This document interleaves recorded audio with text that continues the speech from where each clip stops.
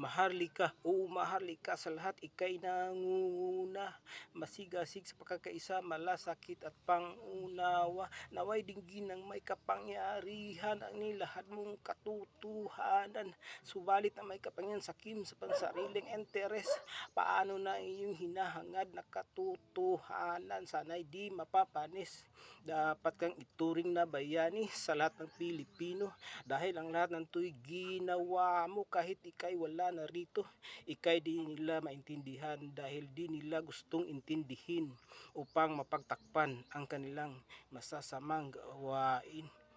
Ang bayan kong Pilipinas, lupain ng ginto't bulaklak,